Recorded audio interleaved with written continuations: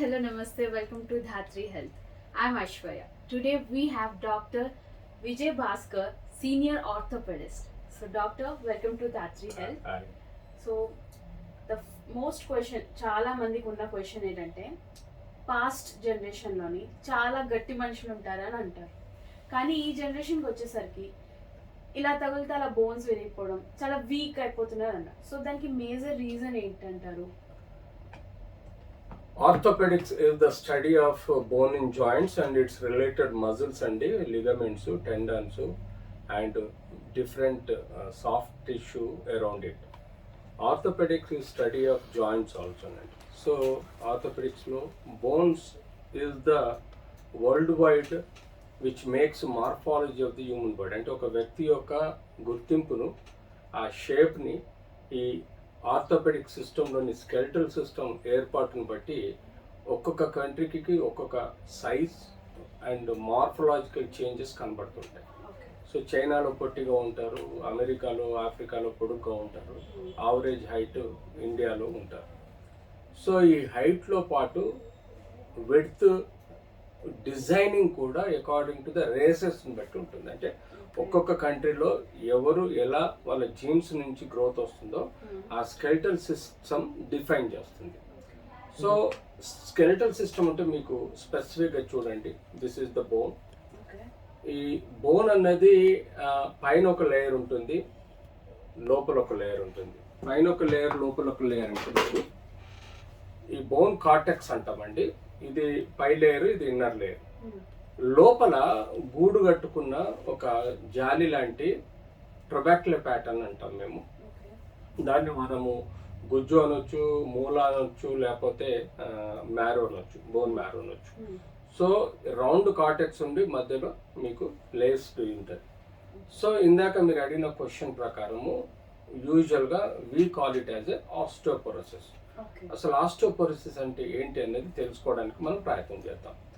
ఆస్టియోపోరోసిస్లో ముఖ్యంగా ఈ యొక్క కార్టెక్స్ కానీ లేకపోతే ఈ యొక్క బోన్ లోపలి మ్యారో కానీ తగ్గినప్పుడు, అంటే దాని యొక్క సాంద్రత తగ్గినప్పుడు దాన్ని మనం ఆస్టియోపోరోసిస్ అంటే మనం తెలుగు భాషలో మెత్తబడ్డం అంటాం.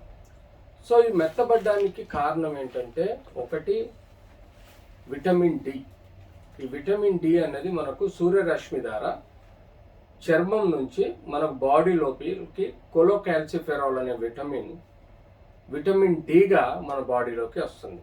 అంతేకాకుండా మనకు కాల్షియం తీసుకునే ఆహారం ద్వారా వచ్చే కాల్షియం అబ్జార్ప్షన్ కూడా విటమిన్ డి హెల్ప్ చేస్తుంది. సో మనం ఎంత సూర్యరశ్మికి ఎక్స్పోజ్ అవుతాం అన్నది ఒకటి. రెండోది ఎంత సఫిషియంట్ మనం న్యూట్రిషియస్ ఫుడ్ తీసుకుంటాం, అంటే అది కాల్షియం లాంటి, అంటే మిల్క్ కానీ, గ్రీన్ వెజిటబుల్స్ కానీ, గ్రీన్ సలాడ్స్ కానీ, లేకపోతే కాల్షియం సంబంధించిన నాన్ వెజ్ ప్రిపరేషన్స్ కానీ, ఇవన్నీ మనకు సమృద్ధిగా తీసుకున్నప్పుడే మనకు బోన్ స్ట్రెంత్ అనేది మెయింటైన్ అవుతుంది. మూడోది, మనం తీసుకునే వాటర్లో చాలా మినరల్స్ ఉంటాయి. ఆ మినరల్స్ కూడా చాలా ఇంపార్టెంట్. అందులో క్లోరైడ్, పొటాషియం, మెగ్నీషియం, జింక్ ఇట్లాంటి ఎన్నో మనకు మినరల్స్ ఉన్నప్పుడు మన బాడీ లోపల బోన్కి ఉండాల్సిన ఒక స్ట్రెంగ్త్ అనేది మెయింటైన్ అవుతుంది. దాన్ని మనం ఆస్టియో అంటాం. ఆస్టియో అంటే entire complex of the bone. So ఈ మూడు విటమిన్స్ మనకు, ఈ మూడు vitamins and minerals plus B complex plus protein, fat and మనకు కార్బోహైడ్రేట్ సఫిషియంట్ మోతాదులో మనం తీసుకున్నప్పుడే మన బాడీలోని most strongest part of the body ఏదంటే అది స్కెలిటన్. ఆ స్కెలిటన్ని మనం స్ట్రెంగ్తన్ చేసుకోవాల్సిన అవసరం ఉంటుంది. సో బాడీలో 206 ఎముకలు ఉంటే దాదాపుగా మీకు తెలియని విషయం ఏంటంటే 350 జాయింట్లు ఉంటాయి. ఇవి తల నుంచి మొదలెడితే మనకు బొటన వేలు వరకు జాయింట్స్ ఉంటాయి. సో ఇవి ఆల్మోస్ట్ 350 అడల్ట్ బాడీలో ఉంటాయి.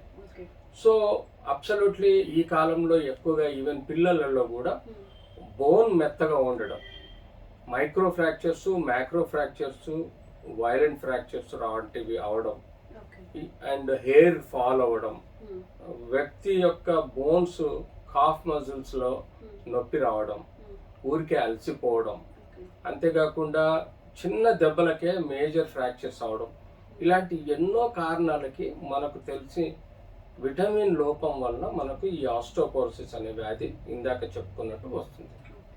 సో ముఖ్యంగా మనం ఎవ్రీ ఇయర్ సిమ్టమ్స్ ఉన్నా లేకున్నా కనీసం మనము బోన్ డెన్సిటోమెట్రీ అని చెప్పేసి, అది మనం లెగ్ కానీ స్పైన్ కానీ ఒక స్కానర్లో పెడితే మన బోన్ యొక్క క్వాలిటీని, డెన్సిటీని అది రికగ్నైజ్ చేస్తుంది. సో మనకు కావాల్సినంత డెన్సిటీ లేకపోతే దాన్ని ఆస్టియోపీనియా అంటాం, కావాల్సిన ఎక్కువ డెన్సిటీ ఉంటే దాన్ని ఆస్టోపెనిక్ అంటాం. సో ఆస్టోపీనియా అంటే లో. సో ఇలా మనం చేసుకుంటూ ఆ తర్వాత మనం రక్త పరీక్షలో విటమిన్ డి కనీసం 30 కన్నా ఎబో ఉండాలి, కాల్షియం కనీసం 9 కన్నా ఎక్కువగా ఉండాలి, మినరల్స్ వాటికి సంబంధించిన మ్యాక్సిమం మినిమం కాకుండా ఒక నార్మల్ లెవెల్స్లో మెయింటైన్ చేయాల్సిన అవసరం ఉంటుంది. సో ఇలా మనకు బోన్ క్వాలిటీ పూర్ ఉన్నప్పుడే మన బోన్ యొక్క స్ట్రెంగ్త్ తగ్గిపోయి మెత్తబడడం, అరిగిపోవడం, ఫ్రాక్చర్స్ అవడం, ట్యూమర్స్ అవడం, ఇన్ఫెక్షన్స్ రావడం, నడుము నొప్పి రావడం, షోల్డర్ పెయిన్స్ రావడం, ఇట్లా ఎన్నో చూస్తుంటాం. దానికి తోడు బోన్ లోపల ఏవాస్కులర్ నెక్రోసిస్ అనేది ఒక రక్త ప్రసారం దెబ్బతించడం వల్ల కూడా ఆ బోను తొందరగా అరిగిపోవడం లాంటి సిమ్టమ్స్ మనకు కనపడతాయి. సో ఏదేమైనా ఇలాంటి డిజీజ్ని మనం ఐడెంటిఫై చేయాలి అంటే బేసిక్ ఇందాక చెప్పుకున్నట్టుగా రక్త పరీక్షలు, బోన్ డెన్సిటోమెట్రీతో పాటు సిమ్టమాటిక్ ఏరియా అంటే షోల్డర్ కానీ, నడుము కానీ, మోకాళ్ళు కానీ, ఇప్లో కానీ ఎక్కడైనా మనకు నొప్పి అనిపిస్తే ఆ ఏరియాను మనం ఎక్స్రే తీసుకుంటే బోన్ యొక్క అనాటమీ అంటే బోన్స్ ఇంటర్నల్ స్ట్రక్చర్, కార్టెక్స్ ఎలా ఉంది, దాని లోపల ట్రొబాక్యులర్ ప్యాటర్న్ అంటాం, గుజ్జు ఆర్ మ్యారోని ఎలా ఉంది, ఎన్ని లేసెస్లో ఉంది, టైట్ లేసెస్లో ఉందా, లూజ్ లేసెస్లో ఉందా, టైట్ లేసెస్లో ఉంటే బోన్ స్ట్రెంత్ ఎక్కువ ఉన్నట్టు, లూజ్ లేసెస్లో ఉంటే బోన్ స్ట్రెంత్ తగ్గినట్టుగా మనం ఎక్స్రే, ఎంఆర్ఐ, సిటీ స్కాన్ ద్వారా చెప్పుకోవడం జరుగుతుంది. సో ఇలా మనకు ఆస్టోపోరోసిస్ ఆర్ బోన్ స్ట్రెంత్ గురించి చర్చించుకోవాల్సిన అవసరం ఉంది.